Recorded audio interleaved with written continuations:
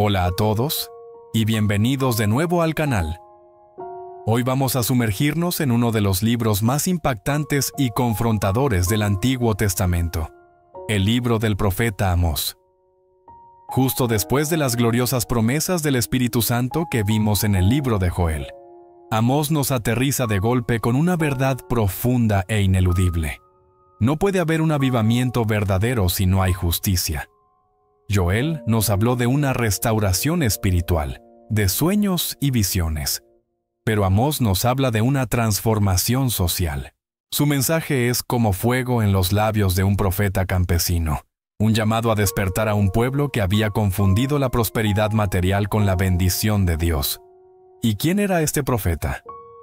Amós no era un sacerdote, ni un escriba, ni un miembro de la corte real. Era un hombre de campo, un pastor de ovejas y cultivador de higos de Tecoa, una pequeña ciudad en el reino del sur, Judá. Pero Dios lo levantó y lo envió a profetizar contra el reino del norte, Israel, en un momento de gran abundancia económica. Imagínense la escena. El comercio florecía, los edificios eran lujosos, los templos estaban llenos y las fiestas religiosas se celebraban sin parar. Desde fuera, parecía una época dorada, pero por dentro, el corazón del pueblo estaba vacío de justicia y compasión.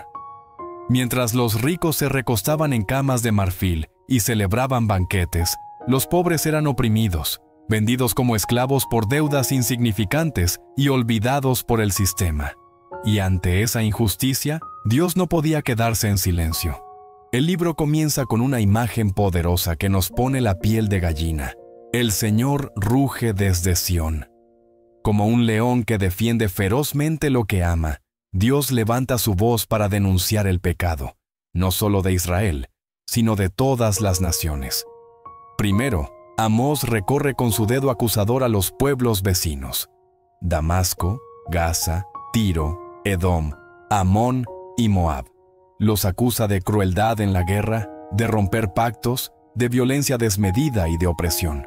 Pero justo cuando el pueblo de Israel podría estar pensando: «¡Así se habla! ¡Dales duro!», el rugido del león se gira directamente hacia ellos.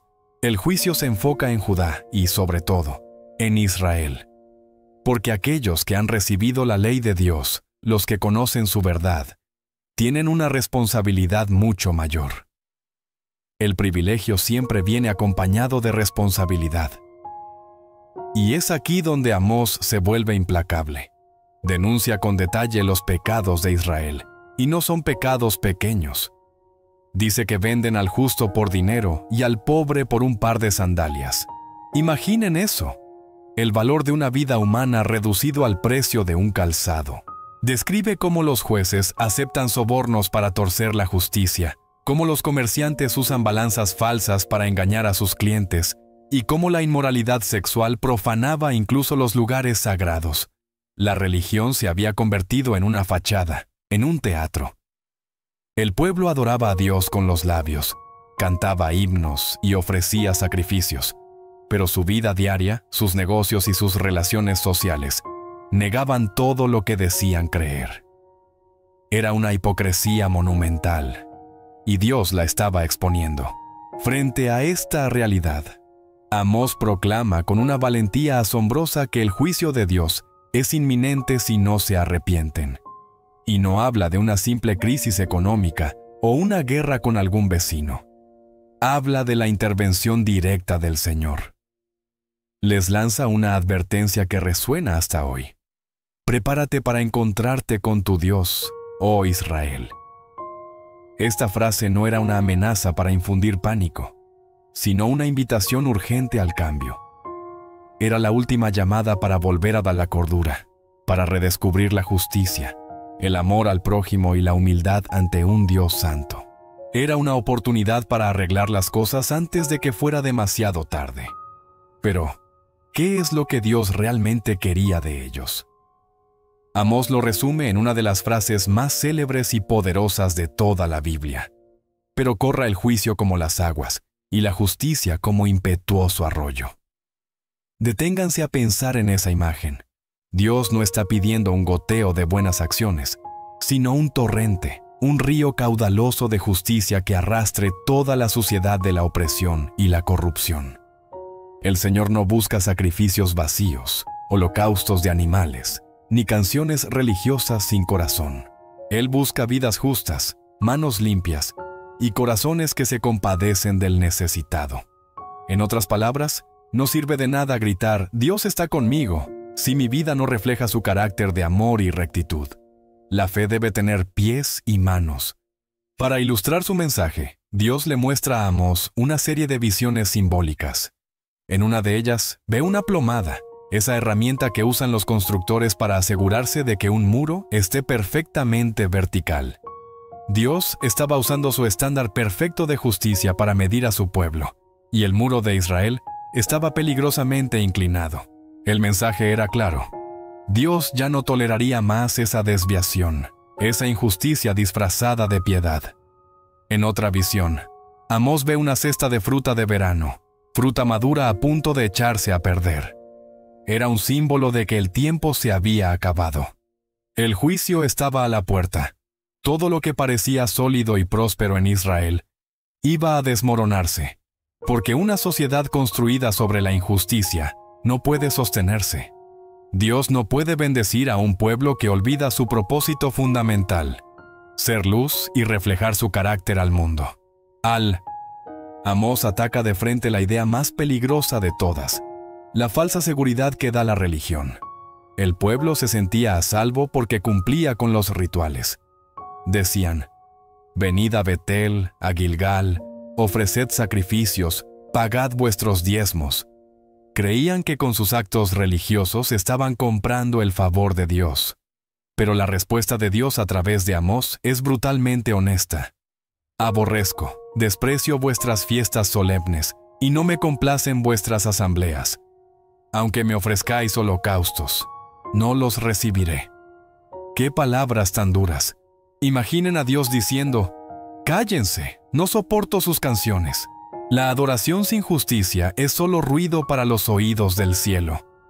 El verdadero canto que Dios anhela escuchar es el de un corazón sincero que se traduce en una vida que ama y practica lo recto. Sin embargo, a pesar de este torrente de juicio, el libro no termina en desesperanza. Como siempre en la Biblia, la disciplina de Dios tiene un propósito restaurador.